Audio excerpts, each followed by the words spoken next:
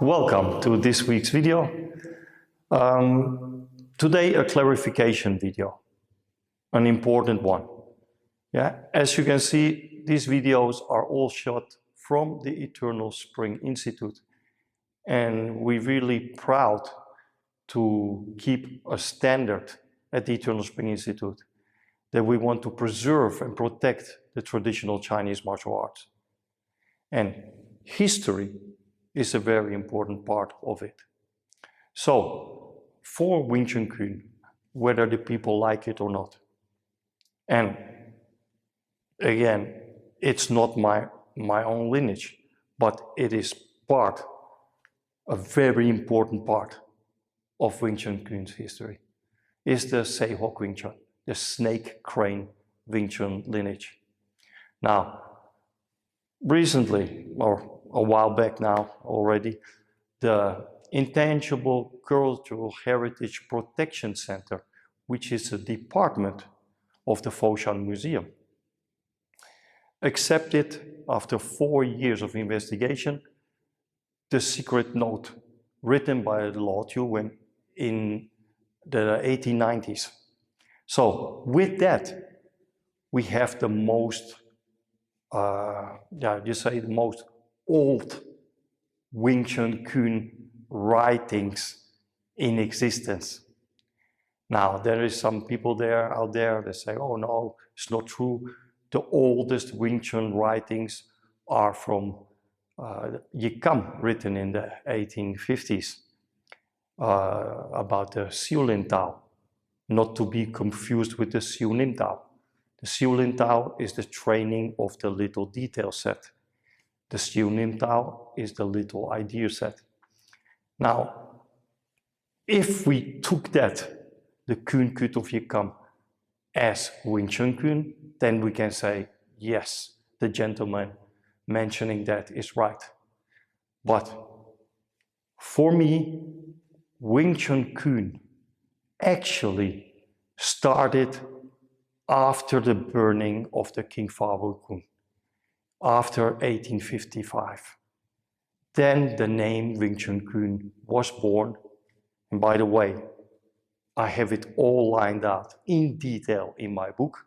Link in the description. And after the burning of the King Fawu Kun, the three-set format was established with Xiu Lin Tao, Cham Kyu, and Biuji. So before that time, you could call it the art of the Xiu Lin Tao, the training of the little detail set that was eventually split up in the three-set format. But we cannot yet talk about Wing Chun Kün. Now, some people say then, yeah, but you, Sifu Sergio, you call it 1700s Wing Chun. Oh, wait a moment. We are here at the Institute. We started a project 2 years ago to preserve a whole legacy and authentic history of Wing Chun Kün. So we started with the 1700s part, which is the 1700s Xiu Lin Tao, which was formed in 1790, and its ancestor arts of Mei Shuozhuang and Fujian White Crane. Now, that is all connected to Wing Chun in the 1700s. That's why we called the first 2 years of research here at the Institute and giving out the info to our students, 1700s Wing Chun. But like I explained before, that is not entirely correct. So very soon we will launch the other half to make it complete and correct. So 1700s/1800s Wing Chun.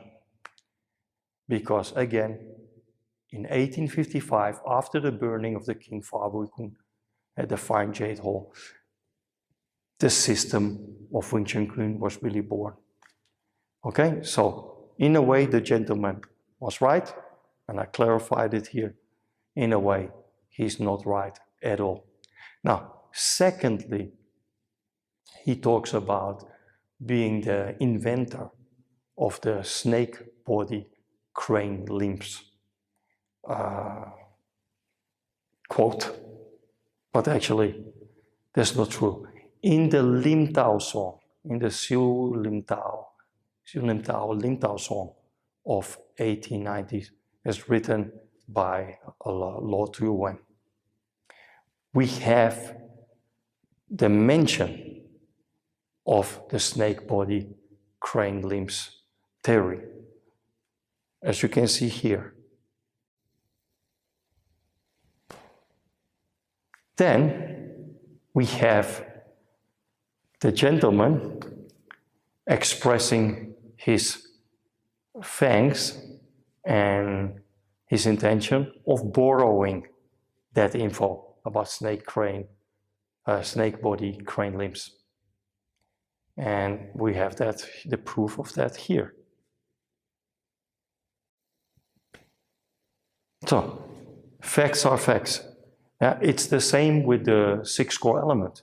The 6 core elements are also part of the snake crane secret note. It talks about body, talks about mind, talks about chi, talks about energy. So when I started the IWK, I mentioned it all in an old video of mine.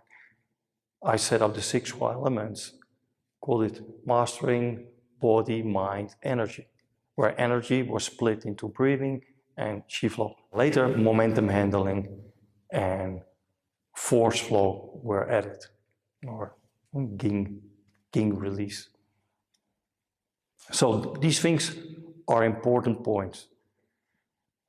Then the gentleman mentions, oh, if you want to learn snake crane Wing Chun, then you have to go to Lo Chun, the Sifu of Wenyong. The problem is, as also mentioned in another video, the Sifu of Wenyong at this moment is totally retired. First of all, he's not in the best of health. Second of all, he did the Golden Bowl ceremony, totally took his hands off teaching. And then about Mokwai Kern, Sifu Wenyong made a very good video, right? If you want to see that again, see that video, then you know that's not the man you want to go to if you want to learn about snake crane Wing Chun. Yeah, so already in 2010, 2011, there was the sharing of the Lim Tao song in the Kung Fu magazine forum on the internet. And that's point one. Then 2011, 2012, there were tons of interactions. Then also in 2012, there was a lot of engagement on the post of snake crane Wing Chun.